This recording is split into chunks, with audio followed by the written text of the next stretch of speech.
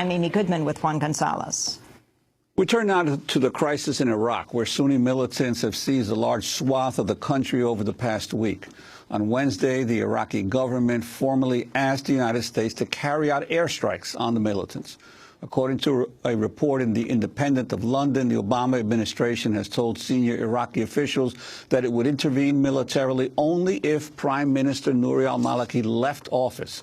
Maliki, who is a Shiite, has been widely criticized for deepening Iraq's sectarian divide. According to the Wall Street Journal, a number of Arab nations, including Saudi Arabia and the United Arab Emirates, are also pressing for Maliki to leave office. Many analysts say the crisis in Iraq and Syria is developing into a proxy war between Iran and Saudi Arabia.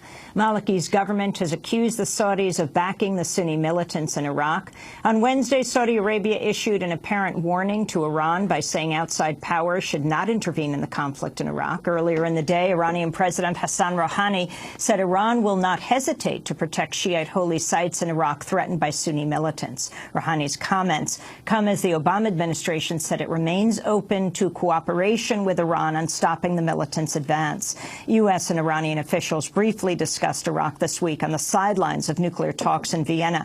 To talk more about this, we're joined by Reza Marashi, research director at the National Iranian American Council. Welcome to Democracy Now!, Reza. Talk about the role of Iran right now and what's happening in Iraq.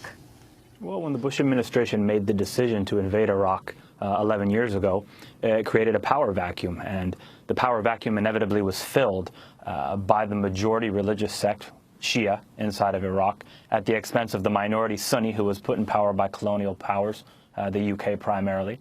And obviously that rubbed some people the wrong way. Now, the kicker in all of this is that the problem isn't Shia versus Sunni. It's not religion versus religion. These religions have been able to get along for quite some time. Religion is being used by politicians as a power grab in a way to try to take advantage of the politics and the economics. And this is where we stand right now. And until these sides all learn to get along and play nice with one another, the problem's only going to get worse, not better. And what about the situation here of the Obama administration, on the one hand, continuing to portray Iran as a key opponent on the world's stage, yet at the same time needing now to cooperate with Iran on the issue of what to do with the deepening crisis in Iraq? That's a great question. For both Washington and Tehran, old habits are hard to break. For over 3 decades, both sides have been painting the other as the enemy, the source of all that is wrong, the source of all problems in the Middle East. And what that's actually ended up doing is exacerbating the conflict between the two sides and within the region at large, to the point where now it's blowing up in their face, and they're having to see if they can unlearn long-standing bad habits in an effort to try and work together, or at least communicate directly, so that they can figure out how to solve this shared problem when interests overlap. On Wednesday, Jay Carney, in his last news conference as White House spokesperson, said the Obama administration's open to more talks with Iran on stopping the insurgency in Iraq. I can tell you that we are open to engaging the Iranians, just as we are engaging other regional players on the threat posed by ISIL in Iraq. As you know, the issue did come up briefly between Deputy Secretary of State Bill Burns and Iran on the margins of the P5+1 in Vienna on Monday. There may be future discussions at lower levels, Major, though we do not expect the issue to be raised again during this round of P5+1 nuclear discussions in Vienna. Reza Marashi, explain. I think they're going about this exactly the right way. You need to dip your toe in the water before you jump in completely, if we were to use an idiom to try and explain what's going on.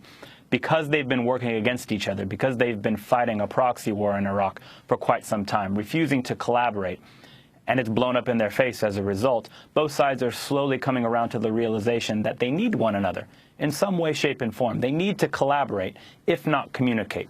So the very positive first step is having conversations, clarifying one another's position, so that they can go back to their respective capitals, explain it to the political leadership, because in order to move forward with any concrete actions, with any real tangible, sustained collaboration, leaders must be willing to take those kinds of risks. But they're not going to take those risks until they're fully informed. So this was a very positive first step, and I think we're going to see more of it going forward.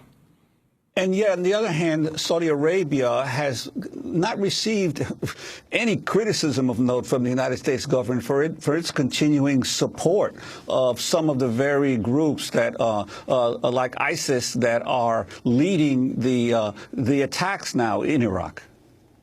Well, it's very tough for the Obama administration, or any other American president for that matter, to criticize an ally publicly.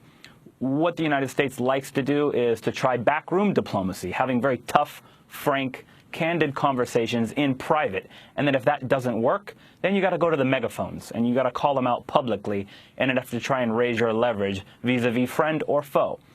I'd like to think that the Obama administration, in fact, I know that they have been having those tough, candid, frank conversations directly. The president and all of his senior advisors were in Saudi Arabia only weeks ago.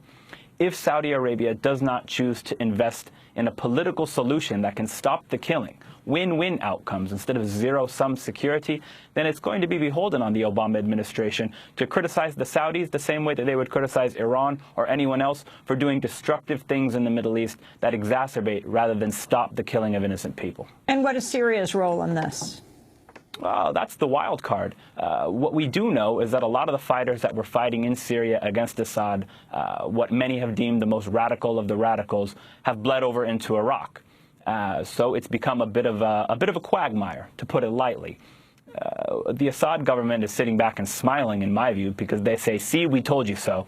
The problem isn't us, the problem is them. I think the reality of the situation, of course, is that there are a lot of problems, the Assad government being one of them, and the ISIS fighters being another. How you deal with multiple problems, how you put out multiple fires that are blowing up in the face of not just the United States, not just Iran, but the region at large, and frankly the world, depends on that willingness of leaders to take risks for peace, to put politics aside, sit down and have very tough, frank and candid conversations with their adversaries. There's no other way.